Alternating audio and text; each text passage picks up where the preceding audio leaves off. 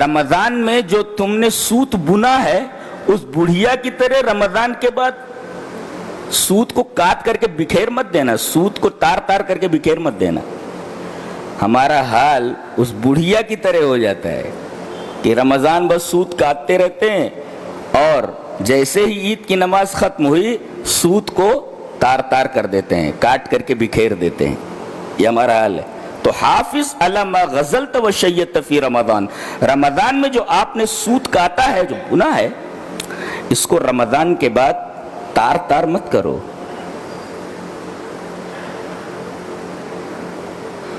مسجد یاد کرے گی اور آپ لوگ نہیں رہیں گے۔ تو جس طریقے سے آپ لوگوں نے پورے رمضان مسجد کو آباد رکھا ہے، امید کرتے ہیں کہ رمضان کے بعد بھی اسی طرح آپ لوگ مسجد کو آباد رکھیں گے۔ اعوذ باللہ من الشیطان الرجیم، بسم اللہ الرحمن الرحیم۔ اعوذ باللہ من الشیطان الرجیم، بسم اللہ الرحمن الرحیم۔ من عمل صالحا من ذکر او انثى وهو مؤمن فلنحيينه حياة طیبة ولنجزینهم اجرهم باحسن ما كانوا يعملون۔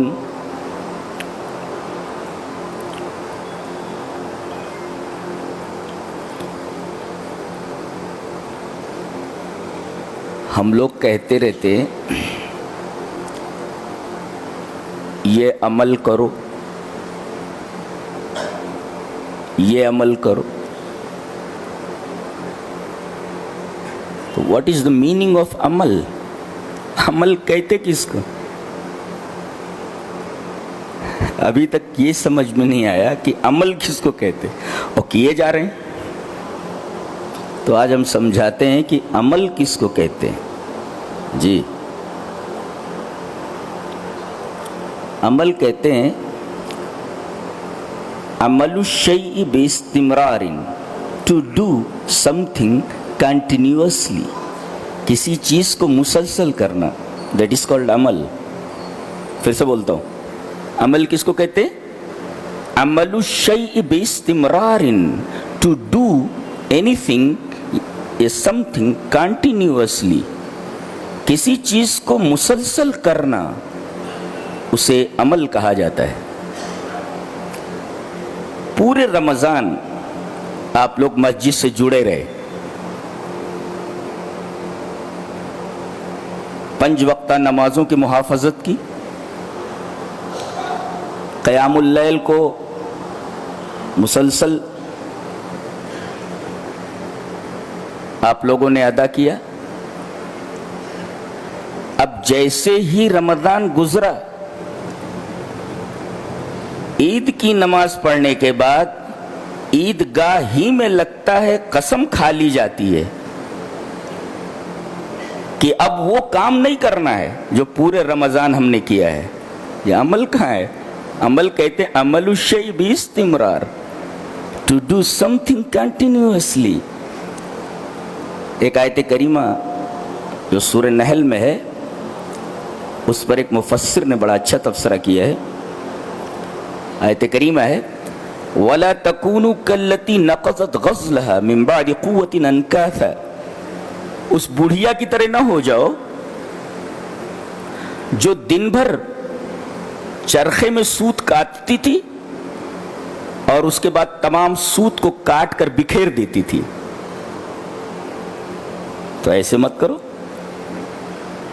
اس آیت کریمہ پر مفسر تبصرہ کرتا ہے، حافظ علی ما غزلت و شیت فی رمضان، رمضان میں جو تم نے سوت بنا ہے اس بڑھیا کی طرح رمضان کے بعد سوت کو کاٹ کر کے بکھیر مت دینا، سوت کو تار تار کر کے بکھیر مت دینا۔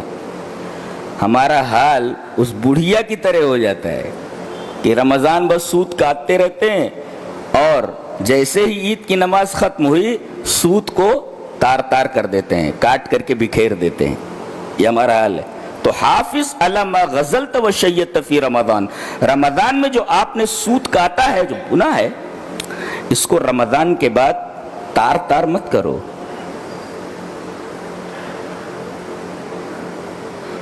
مسجد یاد کرے گی اور آپ لوگ نہیں رہیں گے. تو جس طریقے سے آپ لوگوں نے پورے رمضان مسجد کو آباد رکھا ہے، امید کرتے ہیں کہ رمضان کے بعد بھی اسی طرح آپ لوگ مسجد کو آباد رکھیں گے.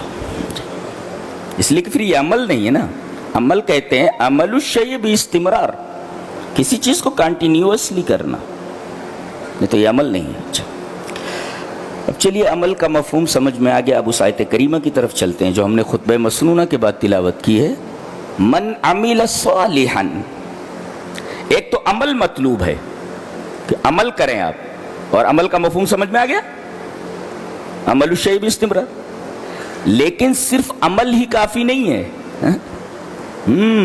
عمل کافی نہیں ہے. آئیے دیکھ لیتے ہیں کیا عمل کافی ہے. حدیث اس طرح وعن ابی ہریرہ رضی اللہ تعالی عنہ عن النبی صلی اللہ علیہ وسلم قال ان الرجل لیصلی 60 سنة وما تقبل له صلاة لعله يتم الركوع ولا يتم السجود ويتم السجود ولا يتم الركوع. رواه المنذری فی الترغیب والترہیب. حضرت امام منذری رحمہ اللہ اس حدیث کو اپنی کتاب ترغیب اور ترہیب کے اندر لائے ہیں، اور راوی حضرت ابو ہریرہ ہیں. حضرت ابو ہریرہ فرماتے ہیں کہ نبی اکرم صلی اللہ علیہ وسلم نے ارشاد فرمایا کہ ایک آدمی 60 سال نماز پڑھتا ہے. ان الرجل لیصلی 60 سنة for 60 years، 60 سال نماز پڑھتا ہے. وما تقبل له صلاة، اس کے نامہ اعمال میں ایک بھی نماز لکھی نہیں جاتی ہے. جی 60 سال اس نے نمازیں پڑھی ہیں، مگر ہر ایک نماز پر لال کراس لگا ہوا ہے. اچھی بات، 60 سال نماز پڑھ کر کے یہ گیا ہے، اور اللہ فرما رہا ہے وما تقبل له صلاة، نکرہ تحت النفی ہے، ما نافیہ ہے اور صلاۃ نکرہ ہے، اور نکرہ تحت النفی ہے تو عربی گرامر کا قاعدہ ہے کہ عموم کا فائدہ دیتا ہے. جی یعنی اس کی ایک بھی نماز نہیں قبول ہوئی. یہ مطلب ہوا وما تقبل له صلاة. کیوں بھائی؟ عمل تو ہے نا، عمل کر رہا ہے نا. تو یہ 60 سال کا جو عمل ہے نماز کا، ایک بھی عمل بارگاہ الہی میں قبول نہیں ہوا. عمل کافی ہے؟ نہیں. یہ حدیث بتا رہی ہے کہ صرف عمل کافی نہیں ہے. چلیے اس بات کو ایک اور حدیث سے پروف کرتے ہیں. حدیث اس طرح وان ابی وائل عن حذیفۃ انه راى رجلا لا يتم ركوعه ولا سجوده فلما قضى صلاته قال له حذیفۃ ما صلیت واحسبه قال لو مت على غیر سنت محمد صلی اللہ علیہ وسلم. رواہ البخاری فی کتاب الاذان. حضرت امام بخاری رحمہ اللہ اس حدیث کو ایسے ہی بخاری شریف کتاب الاذان کے اندر لائیں. ابو وائل یہ روایت کرتے ہیں حضرت حذیفہ سے. وائل روایت کرتے ہیں حضرت حذیفہ سے کہ انہوں نے ایک آدمی کو دیکھا کہ نماز پڑھ رہا ہے اور رکوع اور سجدے برابر نہیں کر رہا ہے. جب وہ نماز پڑھ چکا تو بلایا، کیا کر رہے تھے؟ بولے نماز پڑھ رہا تھا. بولے ما صلیت، تو نے نماز نہیں پڑھی. دیکھو نماز پڑھ چکا ہے وہ. فلما قضى صلاته، حدیث کے الفاظ ہیں کہ جب وہ اپنی نماز پوری کر چکا تب بلایا اور کہا کہ کیا کر رہے تھے؟ بولے نماز پڑھ رہا تھا. آپ نے فرمایا ما صلیت، تو نے نماز نہیں. عمل تو ہوا نا، لیکن صحابی کہہ رہا ہے کہ عمل نہیں ہوا، نماز نہیں ہوئی. اور آپ نے آخر میں فرمایا حضرت حذیفہ نے کہ لو مت علی غیر سنت محمد صلی اللہ علیہ وسلم، اگر تو زندگی بھر اسی طرح نماز پڑھتے ہوئے مر گیا تو تیری موت سنت رسول پر تو نہیں ہوگی. اس لیے کہ وہ نماز پڑھ رہا تھا مگر ایک گڑبڑی کر رہا تھا. کیا؟ رکوع اور سجدے برابر نہیں کر رہا تھا. دیکھو عمل ہے مگر اللہ کی بارگاہ میں عمل قبول نہیں ہے، مقبول نہیں. عمل کافی نہیں ہے. عمل کیسا ہونا چاہیے؟ صالح ہونا چاہیے. من عمل صالحا، عمل کے ساتھ صالحیت کی قید ہے، عمل صالح ہونا چاہیے. جی صرف عمل کافی نہیں ہے بلکہ عمل کے ساتھ صالحیت ضروری ہے. اب آپ پوچھیں گے کہ عمل صالح کا کیا مطلب ہے؟ صالح کس کو کہتے ہیں؟ عمل صالح ہونا چاہیے. تو صالح کس کو کہتے ہیں؟ جو مطلوب ہے. تو اس کی تعریف کی گئی ہے فالعمل الصالح هو الخالی من الرياء والمقید بالسنہ. عمل صالح کب ہوتا ہے؟ جب اس میں دو کنڈیشنز پائی جائیں، دو شرطیں ہوں. پہلی شرط یہ ہے کہ وہ ریا سے خالی ہو، صرف اللہ کی رضا کے لیے وہ عمل کیا گیا ہو ایک، اور دوسرے وہ عمل سنت کے مطابق کیا گیا ہو، نبی نے جس طرح کیا ہے اس طریقے سے آپ کو کرنا ہے. یہ دونوں چیزیں اگر ہیں، اگر یہ دو کنڈیشنز، یہ دو شرطیں پوری کر لی گئیں، تب عمل صالح ہوگا. تو ہمارے دو دعوے تھے. ایک دعویٰ یہ کہ عمل کافی نہیں ہے. کون سا عمل کافی ہے اور مقبول اور مطلوب عند اللہ ہے؟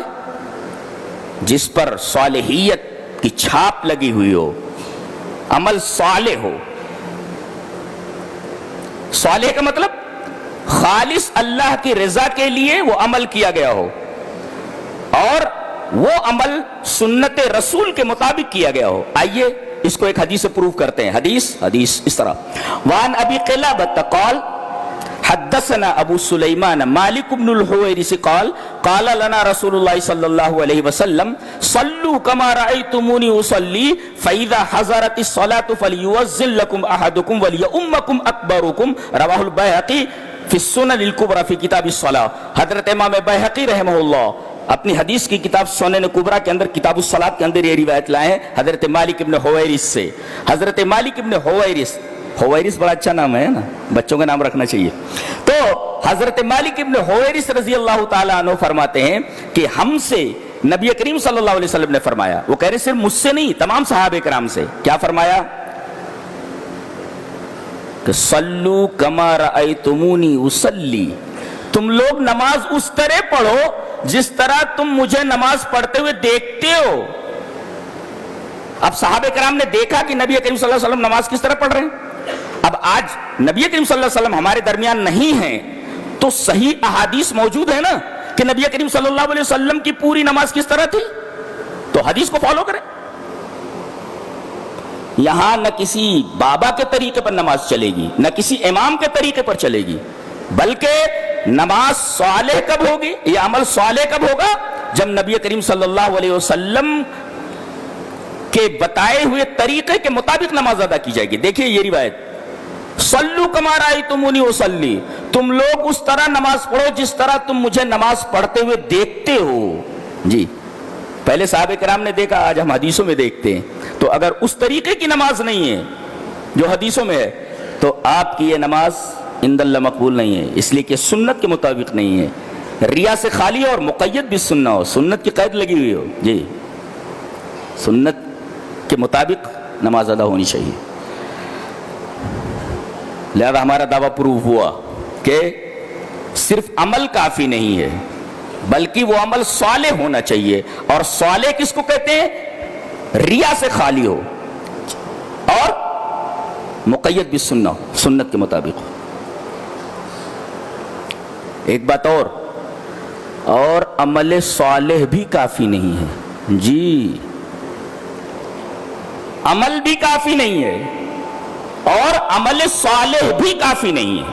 جی آپ نے اللہ کی رضا کے لیے عمل کیا اور سنت کے مطابق کیا، لیکن یہ بھی کافی نہیں ہے، ایک چیز اور ہونی چاہیے. جی حدیث اس طرح: وعن ابی ہریرہ رضی اللہ تعالی عنہ قال قال رسول اللہ صلی اللہ علیہ وسلم لن ينجي احدا منكم عمله الا ان يتغمدني الله برحمته تغمده الله برحمته. قالوا ولا انت يا رسول الله قال ولا انا الا ان يتغمدني الله برحمته.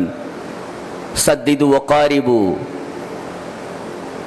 واغدوا وروحوا وشيء من الدلجة والقصد والقصد تبلغ، رواہ البخاری فی کتاب الرقاق۔ حضرت امام بخاری رحمہ اللہ بخاری شریف میں یہ روایت لائے جی۔ حضرت ابو ہریرہ فرماتے ہیں کہ نبی اکرم صلی اللہ علیہ وسلم نے ارشاد فرمایا کسی آدمی کو اس کا عمل جنت میں نہیں لے جا سکتا جی۔ عمل تو کیا اس نے اور عمل صالح بھی کیا، لیکن نہ عمل کافی ہے نہ عمل صالح کافی ہے۔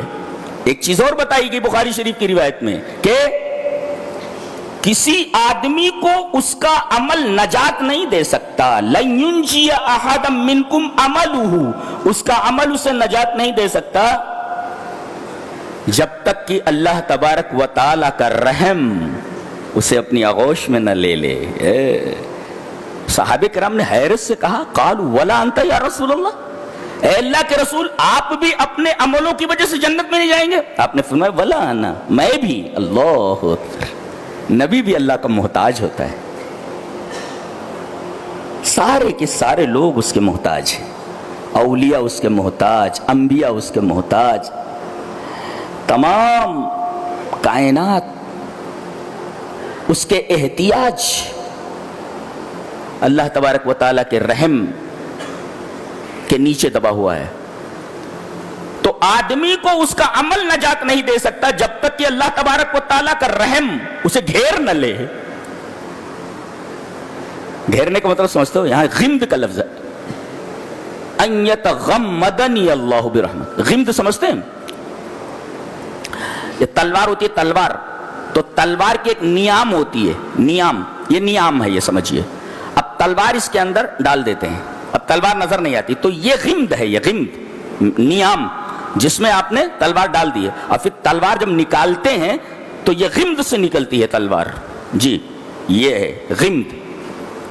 اس کا مطلب یہ ہوا کہ آپ کے عمل کو اللہ اپنی رحمتوں سے اس طرح ڈھانک لے جیسے تلوار کو اس کی نیام ڈھانک لیتی ہے، یہ مفہوم ہے اس کا جی۔ لن ينجي، صرف رحمت بھی کافی نہیں ہے بلکہ رحمت کو اپنی آغوش میں لے لینا ضروری ہے۔ الا ان یتغمدنی اللہ برحمت، تین دعوے ہوئے، صرف عمل کافی نہیں، ایک عمل کا صالح ہونا ضروری ہے، اور عمل صالح بھی کافی نہیں ہے جب تک کہ اللہ کا رحم اس کے ساتھ نہ لگا ہوا ہو۔ آپ زندگی بھر اللہ کی عبادت میں لگے رہیں، یہ عبادت مقبول نہیں ہے جب تک اللہ تبارک و تعالیٰ کا رحم آپ کے ساتھ نہیں ہے۔ کیا یرجون رحمت اللہ، تو ہمیشہ اللہ سے یہی کہتے رہو میرے رب یہ جو کچھ عمل ہوا ہے ٹوٹا پھوٹا ہے، میرے رب اس عمل کو اپنی رحمت کی آغوش میں لے لے، جیسے نیام تلوار کو اپنی آغوش میں لے لیتی ہے۔ میرے رب میرے اس عمل کو تو اپنی رحمت سے گھیر دے، اپنی رحمت کے آغوش میں لے لے۔ لہذا ان تین باتوں کا خیال رکھنا ضروری ہے۔ عمل کا مفہوم، عمل الشیء باستمرار، to do something continuously, ایک، اور دوسرے عمل صالح، اور صرف عمل صالح بھی کافی نہیں جب تک کہ اس عمل صالح کے ساتھ اللہ تبارک و تعالیٰ کا رحم شامل نہ ہو اس کے ساتھ۔ تو اب تک ہماری سمجھ میں اتنا آیا، من عمل صالحا، یہ اس ٹکڑے کا مطلب اب سمجھ میں آیا کہ جو صالح عمل کرے، یہ ٹکڑا ہے۔ بہت سارے لوگ نیک عمل کرتے ہیں، مثلا کچھ غیر مسلم ہوتے ہیں، وہ روزہ رکھتے ہیں جس کو وہ کہتے ہیں کہ ہم نے فاسٹ رکھا ہوا ہے، روزہ رکھا ہوا ہے، جو کو عمل ہے یہ، لیکن یہ عمل اللہ کے نزدیک مقبول نہیں ہے۔ کیوں؟ اس لیے کہ سب سے پہلے ایمان ضروری ہے اس کے ساتھ، کوئی بھی عمل بغیر ایمان کے قبول نہیں ہوتا، یہ فرسٹ اسٹیپ ہے۔ اس وجہ سے کہا گیا من عمل صالحا من ذکر او انثى وهو مؤمن، ایمان کے بغیر کوئی عمل مقبول نہیں ہے، تو سب سے پہلے ایمان ضروری ہے، یہ ہوا۔ اس کے بعد کہا گیا کہ یہ عمل صالح چاہے مرد کرے یا عورت کرے، دیکھیں ذکر او انثى، چاہے مرد ہو یا عورت ہو. ابن عاشور نے اس ٹکڑے کی تفسیر میں لکھا ہے کہ ان احکام الاسلام یستوی فیہ الذکور والنساء، اسلام کے جتنے بھی احکامات ہیں جس طرح مردوں کے لیے ضروری ہے اس طریقے سے عورتوں کے لیے بھی ضروری ہیں. احکام اسلام میں مرد اور عورت دونوں برابر ہیں. ان احکام الاسلام یستوی فیہ الذکور والنساء، عورت اور مرد دونوں کے دونوں احکام اسلام میں مساوی ہیں، برابر ہیں. ایک نکتہ اور بتاتا ہوں. تو مرد اور عورت، اس میں مرد پہلے عورت بعد میں ہے. من عمل صالحا من ذکر او انثى، مرد عورت دونوں کے لیے ایسا ہے. احکام اسلام دونوں کے لیے ہیں، دونوں برابر ہیں. لیکن مرد پہلے ذکر کیا گیا، عورت بعد میں، یہ بتانے کے لیے کہ حقوق تو دونوں کے برابر ہیں، مرد اور عورت دونوں کے، مگر مرد کو ایک درجہ عورت کے اوپر حاصل ہے. وَلِلرِّجَالِ عَلَيْهِنَّ دَرَجَةٌ، ظاہر ہے کہ مرد جو اکمل ہے بالمقابل عورت کے. جی لہذا اللہ تبارک و تعالی نے مرد کا تذکرہ پہلے کیا کہ حقوق تو دونوں کے برابر ہیں، مگر عائلی زندگی کو خوبصورتی اور خوش اسلوبی سے چلانے کے لیے ضروری ہے کہ اس کا ایک نگراں مقرر ہو. جیسے فوج ہے، فوج ایٹ رینڈم نہیں لڑتی بلکہ ایک کمانڈر ہوتا ہے، اس کمانڈر کے اشارے پہ فوج حرکت کرتی ہے. تو اس کا یہ مطلب نہیں ہے کہ کمانڈر کی بہت زیادہ اہمیت ہے اور ایک فوجی کی کوئی اہمیت نہیں ہے، نہیں، بلکہ لڑائی کو ایک خاص انداز سے لڑنے کے لیے ضروری ہے کہ اس کا ایک کمانڈر ہو. ایسے ہی عائلی زندگی کو خوبصورتی سے چلانے کے لیے ضروری ہے کہ اس کا ایک نگراں ہونا چاہیے. لہذا مرد کو اس کا نگراں بنایا گیا، اس لیے کہ ساخت کے اعتبار سے، بناوٹ کے اعتبار سے، بلڈ کے اعتبار سے مرد زیادہ طاقتور ہے عورت سے. لہذا اللہ تبارک و تعالیٰ نے اس کا ایک درجہ بلند کر رکھا ہے. اس وجہ سے ذکر کا تذکرہ پہلے انثیٰ کا بعد میں ہے. تو من عمل صالحا من ذکر او انثى وهو مؤمن، اگر کوئی آدمی نیک عمل کر لے جائے تو ہر عمل کا ایک نتیجہ ہوتا ہے نا. جی آپ عمل کریں تو عمل جو ہوتا ہے اس کا ایک نتیجہ ہوتا ہے، اس کا ایک ثمرہ ہوتا ہے. نتیجہ بتائے گا. اگر دنیا میں کوئی نیک عمل کرتا ہے تو فَلَنُحْيِيَنَّهُ حَيَاتًا طَيِّبَةً، تو ہم اس کو حیات دیں گے، زندگی دیں گے. کیسی زندگی؟ پاک زندگی. حیاتاً طیبہ عربی گرامر ہے کہ یہ مفعول مطلق ہے لبیان نوعیت کو بیان کرنے کے لیے ہے. یہ زندگی کیسی ہوگی؟ حیاتاً طیبہ. فَلَنُحْيِيَنَّهُ حیاتاً یہ مفعول مطلق ہے، اور مفعول مطلق کی جو صفت لائی گئی ہے طیبہ، یہ در حقیقت بیان نوع کے لیے ہے کہ زندگی کیسی عطا کریں گے. نوعیت کیا ہوگی؟ زندگی کی کیفیت کیا ہوگی؟ بولے بالکل طیب ہوگی. طیب، اور آپ کو معلوم ہے طیب عین اپوزٹ ہے خبیث کا. اللہ نے فرمایا قُلْ لَا يَسْتَوِي الْخَبِيثُ وَالطَّيِّبُ، پاک اور ناپاک دونوں چیزیں برابر نہیں ہو سکتی. جی ایک طرف خوشبو کا ایک قطرہ ہے اور دوسری طرف گندگی کا ایک ڈھیر ہے. یہ گندگی کا ایک ڈھیر خوشبو کے ایک قطرے کے برابر ہے؟ سوال ہی پیدا نہیں ہوتا. ایک طرف گندگی کا پورا ڈھیر ہو اور ایک طرف خوشبو کا ایک قطرہ ہو، تو یہ خبیث اور طیب دونوں چیزیں برابر کیسے ہو سکتی ہیں؟ خوشبو کا قطرہ جو ہے یہ در حقیقت عطر کا قطرہ یہ طیب ہے، اور گندگی کا ڈھیر خبیث ہے، اور خبیث اور طیب دونوں برابر نہیں ہو سکتے. تو کہا گیا ہم تمہیں ایسی زندگی دیں گے جو پاک ہوگی، طیب ہوگی، خبیث نہیں ہوگی، خراب نہیں ہوگی. اچھا، حیات طیبہ کی تفسیر نبی کریم صلی اللہ علیہ وسلم کے داماد محترم حضرت علی رضی اللہ تعالیٰ عنہ نے کی ہے، اور تبری نے جو مفسر ہیں قرآن کے، انہوں نے اپنی تفسیر تبری میں اس کو ذکر کیا ہے. ان علی رضی اللہ تعالیٰ عنہ فَلَنُحْيِيَنَّهُ حَيَاتًا طَيِّبَةً قَالَ الْقُنُوعُ. حیات طیبہ کا مطلب کیا ہے؟ اگر کوئی کہے کہ اللہ نے کہا ہے کہ کوئی عمل صالح کرے تو ہم اسے حیات طیبہ دیں گے، ہم کیا سمجھیں؟ حیات طیبہ کیا ہے؟ کیا ہم کو مل جائے؟ تو ہم کو کیا ملا وہ تو سمجھنا چاہیے نا. حیات طیبہ کیا ہے وہ سمجھنا ہے. کہا القنوع، قناعت. نہیں سمجھے؟ قناعت نہیں سمجھے. قناعت کی تفسیر کی گئی ہے فالقناعت ہی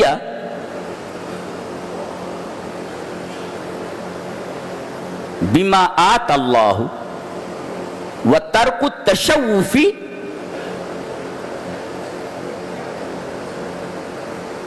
الی المفقود والاستغناء بالموجود.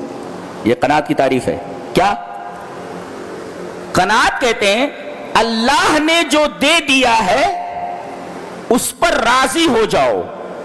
10 روپیہ ملے تو راضی ہو جاؤ, خوش ہو جاؤ, اور 10 لاکھ دے دے تب بھی راضی ہو جاؤ. اس کو کہتے ہیں قناعت. تو قناعت اللہ جو دے اس کے اوپر راضی ہو جاؤ, اور جو نہیں ملا اس کی طرف مت دیکھو. وَتَرْكُ التَّشَوُّفِ إِلَى الْمَفْقُودِ, جو ملا نہیں اس کی طرف دیکھو نہیں. وَالِاسْتِغْنَاءُ بِالْمَوْجُودِ, اور جو موجود ہے اسی کے اوپر قانع ہو جاؤ, اسی کے اوپر خوش ہو جاؤ. یہ ہے قناعت. جی بے دل ایک شاعر گزرا ہے بہت پیارا. وہ کہتا ہے یہاں حیدرآباد کے معظم شاہ نے, یہاں کے جو نواب تھے, انہوں نے ان کو بلایا تھا کہ آپ ہمارے یہاں آ جائیے. بہت بڑا شاعر ہے. کون؟ بے دل. کہ آپ ہمارے یہاں آ جائیں, ہم آپ کو بہت ہی تحفے تحائف اور وظائف سے نوازیں گے. جانتے ہیں اس نے کیا لکھ کر کے بھیجا؟ بہت غیور شاعر تھا. کہا دنیا اگر دہند, فارسی شاعر ہے وہ, دنیا اگر دہند نہ جنبم زجائے خیش, من بستہ ام حنائے قناعت بپائے خیش. وہ کہتا ہے کہ اگر مجھے پوری دنیا دے دو تو اپنی جگہ سے ہلنے والا نہیں ہوں. تم تنخواہ کی بات کرتے ہو کہ اچھے اچھے وظائف دیں گے, تم ہمارے یہاں حیدرآباد میں آ جاؤ.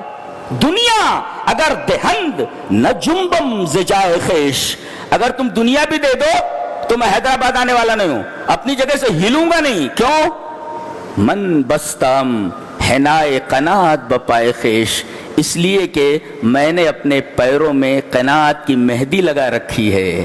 کتنی شاندار تعبیر ہے. آدمی جب عورت مہندی لگا لیتی ہے پیروں میں تو چلتی نہیں, ہلتی نہیں, بیٹھی رہتی ہے. تو میں نے اپنے پیروں میں قناعت کی مہندی لگا رکھی ہے. اب مہندی لگانے کے بعد آدمی چلتا نہیں ہے, لہذا چونکہ میں نے قناعت کی مہندی اپنے پاؤں میں لگا رکھی ہے, لہذا میں وہاں سے چل کر کے اپنے گاؤں سے حیدرآباد آنے والا نہیں ہوں. دنیا اگر دہند نہ جنبم زجائے خیش, من بستم حنائے قناعت بپائے خیش, میں نے اپنے پیروں میں قناعت کی مہندی لگا رکھی ہے. یہ بہت کم لوگوں کو نصیب ہوتی ہے. جی دنیا کے پیچھے نہیں بھاگنا چاہیے. دنیا کے پیچھے بھاگو گے تو وہ چھلاوے کی طرح ہاتھ نہیں آتی. ایسا کرو کہ دنیا کو اپنے پیچھے چلاؤ, گھماؤ دنیا کو. جی میں اس بات کا قائل ہوں. دنیا کے پیچھے بھاگو گے تو دنیا ہاتھ نہیں آئے گی, اس کو اپنے پیچھے گھماؤ, اس کو اپنے پیچھے دوڑاؤ. دنیا اگر دہند نہ جنبم زجائے خیش, من بستم حنائے قناعت بپائے خیش. یہ ہے قناعت. تو اگر کوئی آدمی عمل صالح کرتا ہے تو ہم اسے دنیا کی زندگی میں حیات طیبہ دیں گے, یعنی قناعت عطا کریں گے. اور آسانی سے سمجھنا چاہو, سونا نہیں چاہیے جمعہ میں, اچھی طرح سو کر آنا چاہیے. تو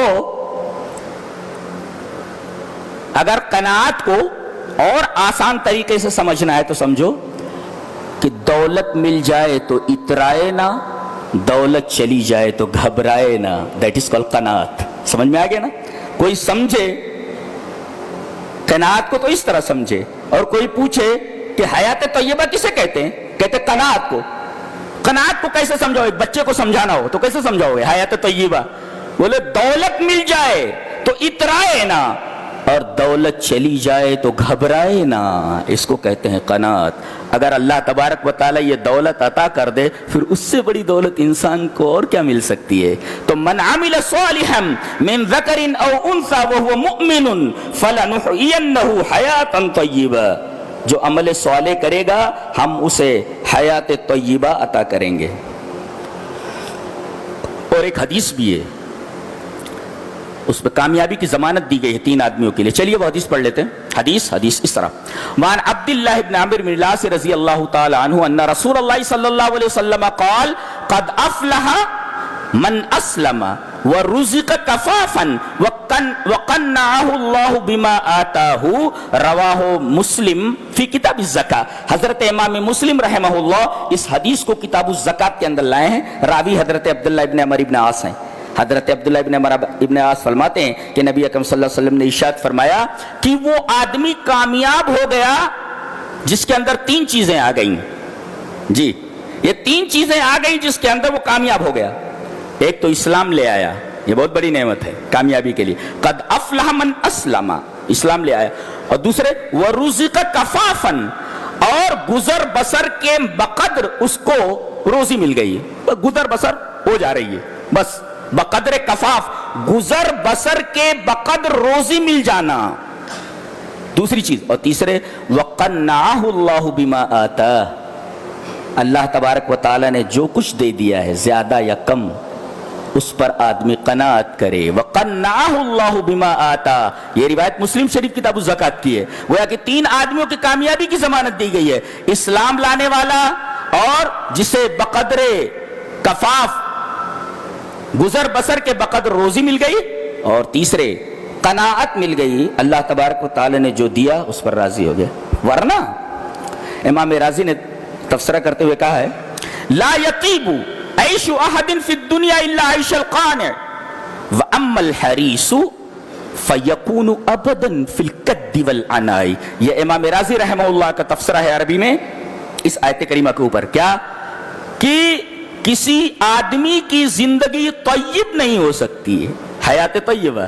کہتے لا یطیب عیش احد فی الدنیا, دنیا میں کسی آدمی کی زندگی طیب نہیں ہو سکتی الا عیش القانع, جب تک آدمی قناعت پسند نہ ہو. جی اور اس کے مقابل میں لالچی ہے, قانے کا الٹا, قناعت پسند کا الٹا کیا ہے؟ حریص. واما الحریص, لالچی جو ہے یہ ہمیشہ دنیا میں تھکن اور پریشانی ہی میں رہتا ہے.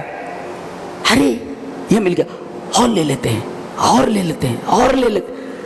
یہ آدمی قانے نہیں ہے, زندگی بھر ایسے ہاؤ ہاؤ کرتے ہوئے مر جاتا ہے. سعدی نے بہت اچھا کہا ہے کہ رودے تنگ بیک نانتے ہی پر گردت اور نعمت روئے زمیں پر نکنت دیدے تنگ, کہ خالی انتڑی صرف ایک روٹی سے بھر جاتی ہے اور لالچی کی آنکھ پوری دنیا کی نعمت بھی نہیں بھر سکتی. جی رودا کہتے ہیں انتڑی کو فارسی میں. رودے تنگ بیک نانتے ہی پر گردت اور نعمت روئے زمیں پر نکنت دیدے تنگ, کہ خالی انتڑی صرف ایک روٹی سے بھر جاتی ہے اور پوری روئے زمین کی نعمت ایک لالچی کی آنکھ نہیں بھر سکتی. تو پیٹ بھرنے کی کوشش کرو, آنکھ بھرنے کی کوشش نہ کرو, اس لیے کہ آنکھ کبھی نہیں بھرتی ہے آدمی کی. یہ بتایا گیا من عمل صالحا, کس کو بھرنا ہے؟ پیٹ کو بھرنا ہے, آنکھ کو نہیں, اس لیے کہ آنکھ کبھی بھرتی نہیں ہے. جی رودے تنگ بیک نانتے ہی پر گردت نعمت روئے زمیں پر نکنت دیدے تنگ, خالی انتڑی ایک روٹی سے بھر جاتی ہے مگر پوری روئے زمین کی نعمت آنکھ کو نہیں بھر سکتی. لہذا پیٹ بھرو, آنکھ بھرنے کی کوشش نہ کرو, اس لیے کہ آنکھ آدمی کی کبھی نہیں بھرتی. ہم لوگ پریشان کیوں ہیں؟ پریشانی کی واحد وجہ یہ کہ ہم پیٹ بھرنے کے بجائے آنکھ بھرنے کی کوشش کرتے ہیں, اور یہ کبھی بھرتی ہی نہیں. نبی کریم صلی اللہ علیہ وسلم نے اسی کی طرف اشارہ فرمایا ہے کہ اگر ابن آدم کو مال کی 2 وادیاں مل جائیں, 2 ویلیز آف ٹریزر, یعنی 2 وادیاں مل جائیں, کس کو؟ لالچی کو, آدمی کو, بنی آدم کو, تو لبتغى ثالثا, چاہے گا کہ تیسری بھی مل جائے. ارے 2 وادیاں تو بھر کر کے تجھے سونا ملے گی, اب کیا چاہیے تجھے, کیا کرے گا؟ لبتغى ثالثا, اس لیے کہ آنکھ نہیں بھر رہی ہے نا. آدمی کا پیٹ بھر جاتا مگر آنکھ نہیں بھرتی. لہذا پیٹ بھرنے کی کوشش کرو, آنکھ بھرنے کی کوشش کرو گے زندگی بھر پریشان رہو گے. من عمل صالحا من ذکر او انثى وهو, یہ قرآن حکیم کی تفسیر ہے, یہ اس آیت کریمہ کی. جی یہ اللہ کا کلام ہے, دیکھو کتنا بلیغ ہے, فصیح ہے. من عمل صالحا من ذکر او انثى وهو مؤمن فلنحيينه حیاتا طیبہ, ہم اسے حیات طیبہ دیں گے, اور آخرت میں وَلَنَجْزِيَنَّهُمْ أَجْرَهُمْ بِأَحْسَنِ مَا كَانُوا يَعْمَلُونَ, اس کے نیک عملوں کا بدلہ ہم اچھا بدلہ دیں گے, یعنی الجنہ, یعنی جنت.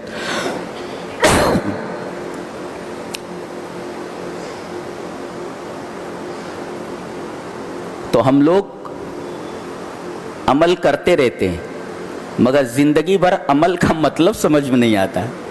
کبھی سمجھ میں آیا عمل کسے کہتے ہیں؟ جی عمل کے اندر ضروری کہ استمرار ہو.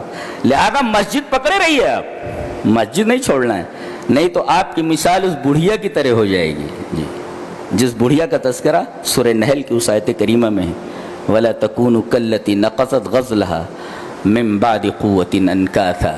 جی جی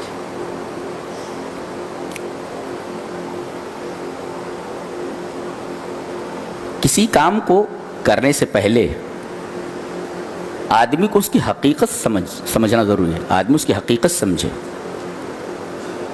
زندگی بھر قرآن پڑھتے رہتے ہیں, سنتے رہتے ہیں, مگر ایک آیت کریمہ کو سمجھنے کی توفیق نہیں ہوتی ہے. عمل ہے مگر کیا یہ عمل مکمل ہے؟ اس کو مکمل عمل کہتے ہیں؟ ظاہر ہے کہ یہ مکمل عمل نہیں ہے. جی تو اللہ تبارک و تعالیٰ سے ہم دعا کرتے ہیں کہ اللہ تبارک و تعالیٰ ہمارے روزوں کو قبول فرمائے اور مسلسل مسجد سے جڑے رہنے کی توفیق عطا فرمائے. جس طریقے سے ہم رمضان میں مسجد کو آباد کر رہے ہیں, ہمیں توفیق دے کہ ہم رمضان کے بعد بھی اسی طریقے سے مسجد کو آباد کرتے رہیں, مسجد نہ چھوڑیں. جی یہ اللہ تبارک و تعالیٰ کا وہ گھر ہے کہ کون نہیں چاہتا کہ اللہ تبارک و تعالیٰ کے قریب ہو. مسجد کا مطلب ہوتا ہے سجدہ کرنے کی جگہ, اور سجدے میں بندہ سب سے زیادہ قریب ہو جاتا ہے. اللہ تبارک و تعالیٰ نے فرمایا وسجد وقترب, سجدہ کر اور قریب ہو جا. سجدہ کر اور قریب ہو جا. اور مسجد کا مطلب ہوتا ہے سجدہ کرنے کی جگہ. جی تو سجدہ کرنے کی جگہ ہے یہ, اور یہاں بندہ اللہ کے بہت قریب ہو جاتا ہے. لہذا مسجد سے دور ہونے کا مطلب اللہ سے دور ہونا ہے. جی اس لیے کہ سجدے میں اللہ کے قریب ہو جاتا ہے. وسجد وقترب, اور مسجد سجدہ کرنے کی جگہ ہے. لہذا مسجد سے قربت رکھنے والا آدمی اللہ کے قریب ہے, اور مسجد سے دور رہنے والا آدمی اللہ سے دور ہے.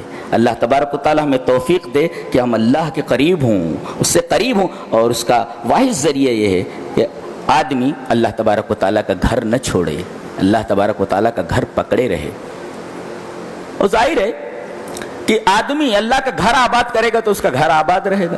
اللہ کا گھر جو بھی اجاڑتا ہے, ویران کرتا ہے, اللہ اس کا گھر صحیح سلامت نہیں رکھتا ہے.